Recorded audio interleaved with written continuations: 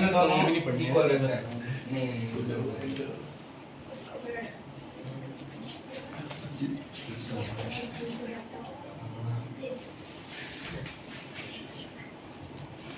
Budgetary deficit देखो तीन तरीके के होते हैं। पहला होता है इसमें रेवेन्यू डेफिसिट, दूसरा फिस्कल डेफिसिट, तीसरा क्या है? तीसरा होगा आपका प्राइमरी डेफिसिट। ठीक है ना, इन दोनों को हम कल डिस्कस करेंगे। ठीक है ना, आज मैं आपको पढ़ाऊंगा बजटरी डेफिसिट और रेवेन्यू डेफिसिट पूरा। तो कुल मिला के आज जो हम करने वाले हैं वो बजटरी डेफिसिट और रेवेन्यू डेफिसिट पूरा करने वाले हैं। ठीक है ना, क्या अरे ये इसके टाइप हैं। ठीक है ना, बजटरी डेफिसिट के तीन टाइप होते हैं। ठीक है ना, और रेवेन्यू और फिस्कल और तीसरा क्या है आपका प्राइमरी डेफिसिट। ठीक है ना, अब रेवेन्यू पहले हम अगर बात करें बजटरी डेफिसिट की तो ये क्या होता है। ठीक है ना, इज डिफाइन एज द कितना आपका एक्सेस है, is define as the excess of total estimated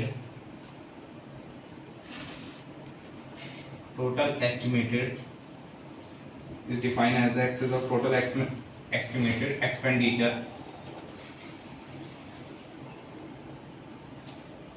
over total estimated revenue।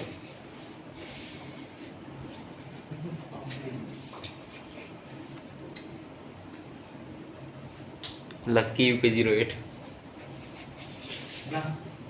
अब ध्यान से सुनना मेरी बात।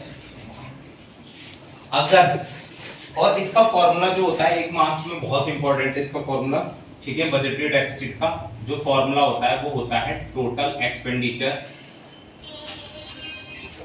Minus total receipt.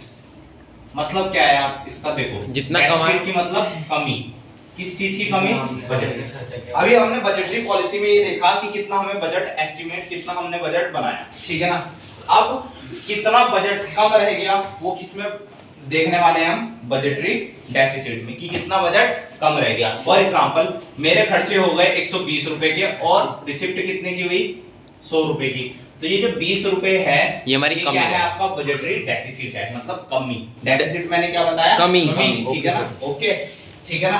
तो ये आपका जब एक्सपेंडिचर देखो क्या लिखा हुआ है इसमें, it define as the excess of total estimated expenditure. जब आपके खर्चे क्या हो जाएं, ज्यादा हो जाए आपके एस्टिमेटेड रेवेन्यू से, जो आपने एक एस्टिमेट लगाया था।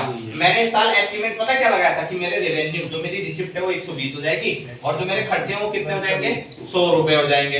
लेकिन हुआ क्या, मेरे खर्चे ज्यादा हो गए और मेरी रिसिप्ट्स क्या हो गई, कम हो गई। तो मेरा एस्टिमेशन गलत था। और कितने का डेफिसिट है इसमें, डेफिसिट मतलब बार बार बोल रहा हूँ कमी। ठीक है ना, एक्सेस मतलब ज्यादा और डेफिसिट मतलब कमी। ठीक है ना, तो 20 रुपए का इसमें क्या हो गया, बजटरी डेफिसिट। जो भी मैंने बजट बनाया था ना उसमें 20 रुपए क्या आया मेरा, कम। तो यही फॉर्मूले से निकाली मैंने definition, excess of total estimated expenditure. ठीक है ना, over the total estimated revenue और रिसीप्ट।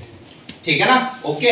तो ये फॉर्मूले से पूरी डेफिनेशन बनी है बजटरी डेफिसिट की। Is defined as the excess of total expenditure over total estimated revenue. बहुत आसान डेफिनेशन है, ध्यान से देखो फॉर्मूले में, excess of total estimated expenditure over a total estimated revenue. ठीक है ना, ओके। एग्जांपल के तौर पे ये समझ लो 120 रुपए का एक्सपेंडिचर था और रिसिप्ट 100 रुपए की थी, तो आपका जो डेफिसिट है वो कितने रुपए का है, 20 रुपए का। मतलब आपने जो अपना बजट है ना वो 20 रुपए से क्या बनाया, कम बनाया। इसको अगर 20 रुपए से ज्यादा बना देते तो आपका जो बजट हो जाता वो कौन सा बजट हो जाता, बोलो भाई।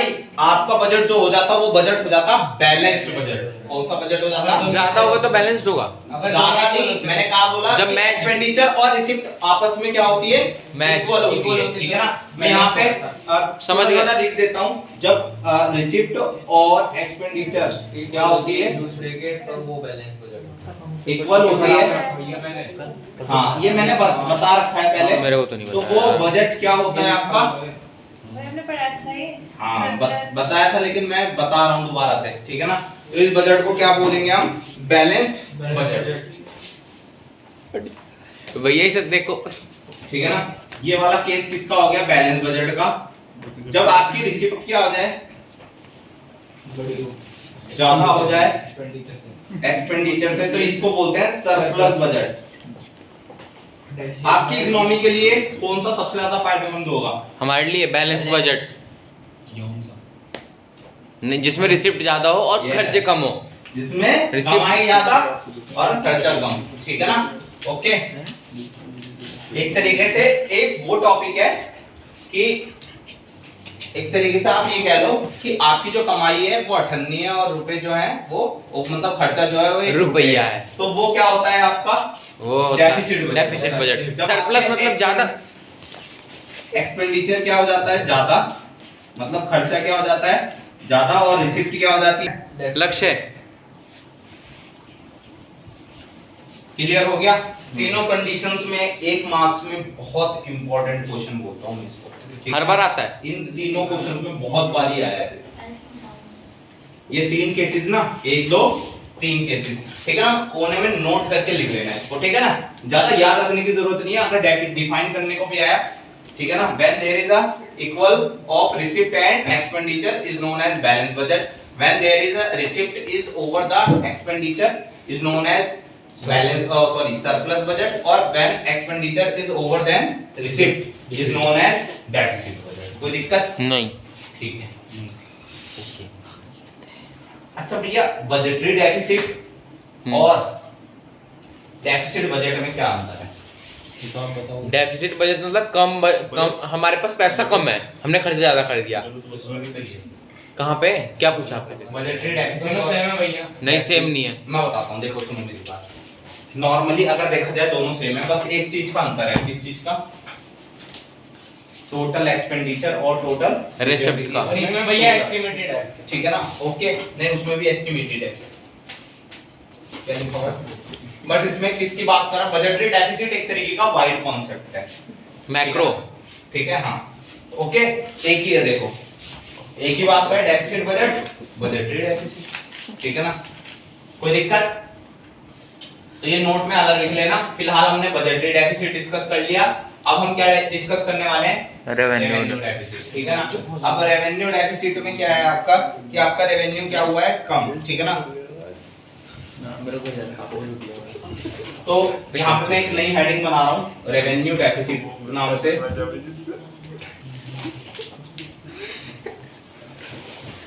कुछ चीजें ना कोइंसिडेंटली भी होती हैं। ठीक है ना। फिस्कल डेफिसिट और प्राइमरी डेफिसिट हम कल देखेंगे, ठीक है ना। यहाँ थोड़ा सा मिट गया है,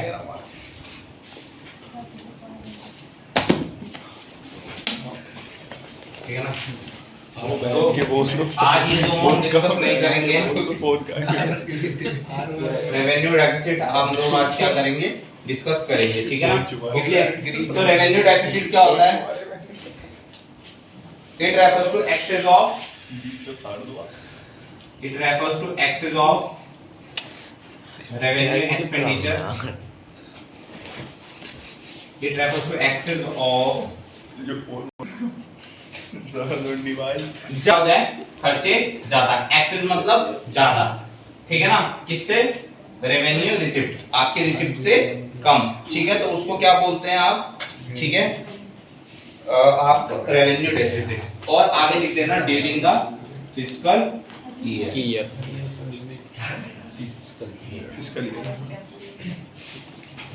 ठीक है ना, जब पूरे साल के खर्चे। तो इसका एक फॉर्मूला भी बन जाएगा रेवेन्यू डेफिसिट का। रेवेन्यू डेफिसिट का फॉर्मूला क्या बनेगा, डेफिनेशन से बना लेते हैं। एक्सेस ऑफ रेवेन्यू एक्सपेंडिचर, तो रेवेन्यू एक्सपेंडिचर माइनस रेवेन्यू, और हम इन दोनों चीजों की मीनिंग डिस्कस कर चुके हैं। रेवेन्यू एक्सपेंडिचर का भी मीनिंग डिस्कस कर चुके हैं, रेवेन्यू रिसिप्ट का भी। रेवेन्यू एक्सपेंडिचर गवर्नमेंट के डेली के खर्चे, रेवेन्यू रिसिप्ट मतलब गवर्नमेंट की डेली की कमाई, ठीक है ना। रेवेन्यू रिसिप्ट किसको किसको पता है? क्या? हाँ पता है भैया। रेवेन्यू रिसिप्ट का कोई एक एग्जांपल बोलोगे? रेवेन्यू रिसिप्ट का, हाँ टैक्स चालान, ठीक है। प्रॉफिट इंटरेस्ट कल ही बताया था यार। और रेवेन्यू एक्सपेंडिचर आज अभी मैंने रेवेन्यू सैलरीज, ठीक है ना, सैलरीज हो गई, बोनस हो गई, ठीक है ना, पेंशन हो गई। क्लियर हो गया जी। तो ये फॉर्मूला भी ध्यान रखोगे आप लोग। ओके, रेवेन्यू डेफिसिट हो गया। अब एक बहुत इंपॉर्टेंट टॉपिक इसके वो आते हैं इम्प्लीकेशंस, ठीक है ना, और मेथड।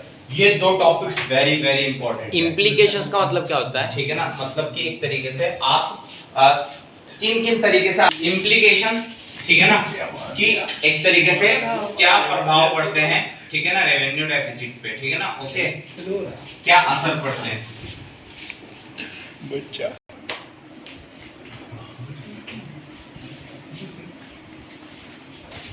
तो इम्प्लीकेशंस में पहला इम्प्लीकेशन है कि पहला तो ये है कि गवर्नमेंट अपने एक्सपेंडिचर